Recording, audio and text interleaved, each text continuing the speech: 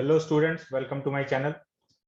आज हम लोग सॉल्व करने वाले हैं कंसेप्ट ऑफ फिजिक्स के काइनेमेटिक्स चैप्टर से सब्जेक्टिव एक्सरसाइज का क्वेश्चन नंबर 45। देखते हैं क्वेश्चन में क्या गिवन है। A man is sitting on the shore of a river. He is in the line of a 1 metre long boat and is 5.5 metre away from the centre of the boat. He wishes to throw an apple into the boat. If he can throw the apple only with a speed of 10 meter per second, find the minimum and maximum angles of projection for successful shot.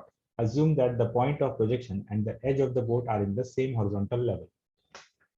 तो question में कुछ ऐसा दिया हुआ है कि एक आदमी किनारे पर बैठा हुआ है और उसको बोट पर एप्पल फेंकना है। खाली है इसलिए 1 मीटर बोट का लंबाई है और बोट के सेंटर से 5.5 मीटर है। मतलब बोट के फर्स्ट वाले एंड से 5 मीटर के डिस्टेंस पर है आदमी। 5 metre from the first end, this end, centre से 5.5 मीटर का। यहां से ये यू स्पीड थीटा एंगल से एक एप्पल को थ्रो करता है। यू का जो वैल्यू है वो 10 मीटर पर सेकेंड है।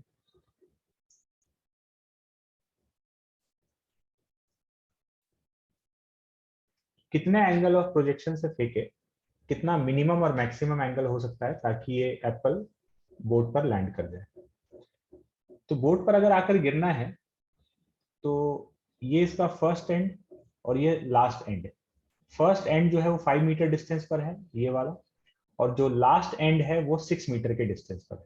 इसका मतलब एप्पल का जो रेंज है वो 5 मीटर से लेकर 6 मीटर के बीच में होना चाहिए। तो range is greater than equal to 5, less than equal to 6। 5 से कम नहीं हो सकता, 6 से ज्यादा नहीं हो सकता, अदरवाइज एप्पल बोर्ड पर लैंड नहीं करेगा। अब रेंज का जो फॉर्मूला है अपने पास वो है U square sine 2 theta upon जी।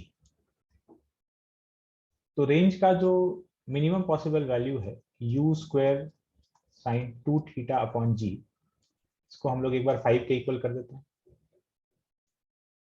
मतलब यहां पर लैंड कर रहे हैं तो sine 2 theta is equal to 5 into G upon U square, मतलब 5 into 10 upon 10 into 10। So this is equal to half. Sine 2 theta अगर हाफ है इसका मतलब 2 थीटा का value 30 degree. So theta is equal to 15 degree. Angle of projection 15 degree. अब हम लोग एक बात जानते हैं कि कॉम्प्लीमेंट्री एंगल्स पर रेंज का वैल्यू सेम होता है। मतलब जो वैल्यू थीटा पर आएगा, रेंज का जो वैल्यू थीटा पर है, एग्जैक्टली वही वैल्यू 90 माइनस थीटा पर है।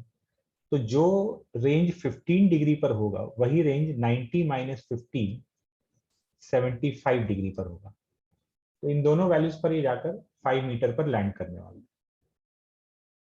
दूसरा पॉसिबिलिटी एकदम मैक्सिमम रेंज के बराबर ले जाएं तो U square sine 2 theta upon G, this is equal to 6।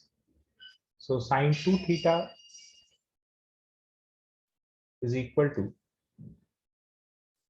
sin 2 theta is equal to 6 into g upon u square, 6 into 10 upon 10 into 10।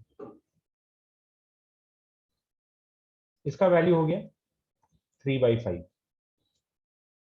Sign अगर 3/5 है तो एंगल का जो वैल्यू है वो हो जाएगा 37 डिग्री। 37 डिग्री और 53 डिग्री बहुत ज्यादा यूज होने वाला वैल्यूज है फिजिक्स में।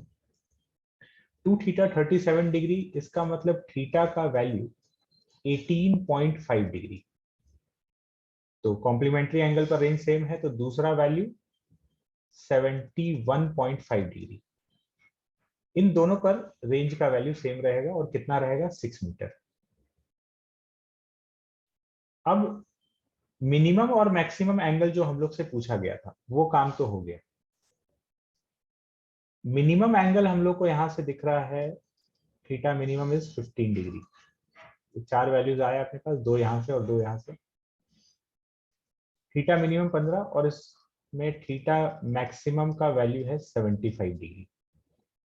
ये तो ठीक है, मिनिमम और मैक्सिमम एंगल तो आ गया। अब एक एडिशनल बात ये है कि यहां पर 15 डिग्री से लेकर 75 डिग्री तक जो रेंज बन रहा है, 15 टू 75 का जो रेंज है, इस रेंज में ये पूरा रेंज कितने डिग्री का हुआ? 60 डिग्री का। तो 15 से 75 डिग्री के बीच में 60 डिग्री का पूरा एक रेंज है। उस रेंज में हर एंगल पर एप्पल जाकर बोर्ड पर लैंड नहीं होगा, बीच में कुछ एंगल एक्सक्लूड भी होने वाला है। कैसे, वो समझते हैं। देखो, 0 से 45 डिग्री तक रेंज इंक्रीज करता है और 45 से 90 डिक्रीज करता है। यहां से यहां तक रेंज इंक्रीज और यहां से यहां तक रेंज डिक्रीज। 45 डिग्री पर रेंज का मैक्सिमम पॉसिबल वैल्यू होता है। तो अब अपने पास जो वैल्यूज आया है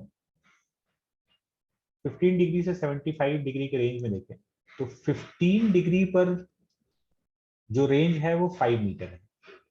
जैसे जैसे एंगल बढ़ाते जाएंगे तो एंगल बढ़ाते बढ़ाते देखो 18.5 डिग्री पर रेंज जो है वो 6 मीटर हो चुका है। तो 18.5 डिग्री पर रेंज का वैल्यू है 6 मीटर। तो 15 डिग्री से 18.5 डिग्री तक तो एप्पल बोर्ड पर लैंड करने वाला है। अब जैसे ही हम 18.5 से एंगल बढ़ाएंगे, रेंज का वैल्यू 6 मीटर से ज्यादा हो जाएगा और एप्पल बोर्ड पर लैंड नहीं करेगा। फिर 18.5 डिग्री से बढ़ते बढ़ते रेंज बढ़ते जाएगा, 45 डिग्री तक रेंज और बढ़ेगा। फिर 45 से फर्दर एंगल बढ़ाएंगे तो अब रेंज घटने लगेगा। रेंज घटते घटते घटते 45 पे मैक्सिमम पहुंच गया और 45 से एंगल बढ़ते हुए रेंज डिक्रीज होने लग गया। फिर से जब एंगल 71.5 डिग्री पहुंचा तो रेंज 6 मीटर हो गया और एंगल और बढ़ते बढ़ते जब 75 डिग्री हो गया तो रेंज 5 मीटर हो गया। अब 75 डिग्री से एंगल को अगर इंक्रीज करेंगे फर्दर तो रेंज और कम होगा और एप्पल बोर्ड पर लैंड नहीं करेगा। तो 15 टू 18.5 एप्पल बोर्ड पर गिरेगा, 71.5 टू 75 एप्पल बोर्ड पर गिरेगा।